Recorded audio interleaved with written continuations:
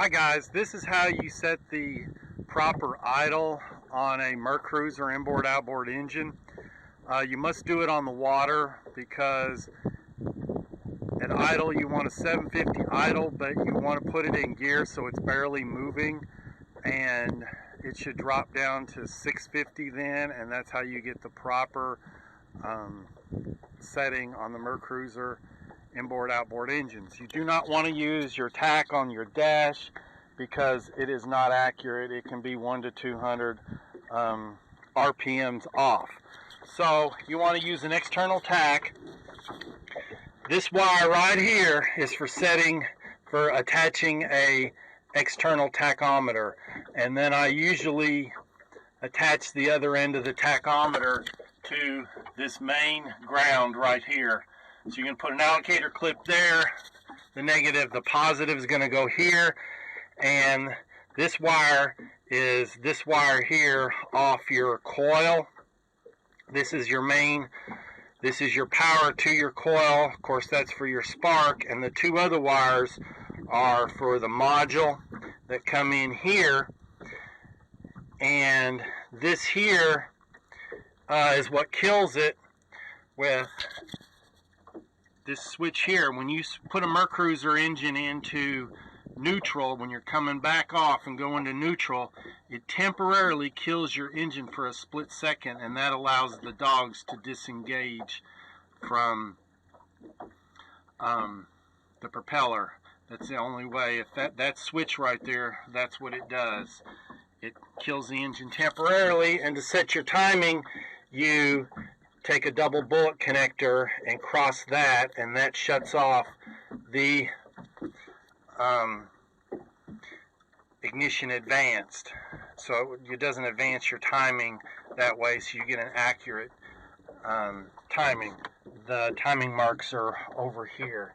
So let's get her hooked up.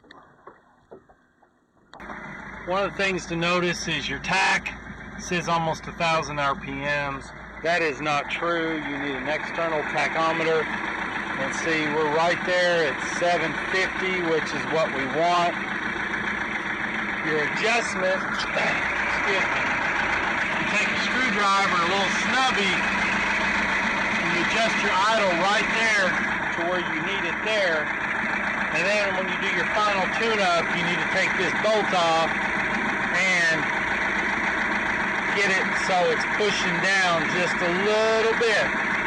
A lot of carburetors want to run up a little bit. So when you get it at 750, what you want to do is you want to throw it in gear and just barely moving and recheck it, and it should be 650, which it's right on the money. So that's where we need her, just like that. And then you want to pull her back out of gear, and it goes up, goes back to 750. So that's about where we want it. See how it's nice and smooth? That's how you set your idle. You need an external tachometer.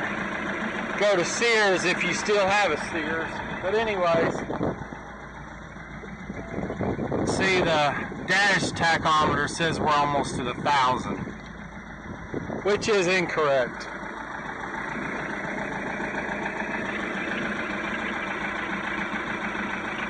And the way you read this, you have to double it for 4 cylinders.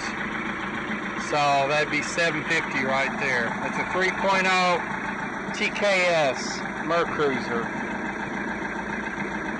So that's the final tweaking. We might come down just a tad. Where'd my screwdriver go? The other thing is, don't get in that fan belt, and you usually wrap your finger around there like this. That's how I like to do it. So you might want to come down just a tad.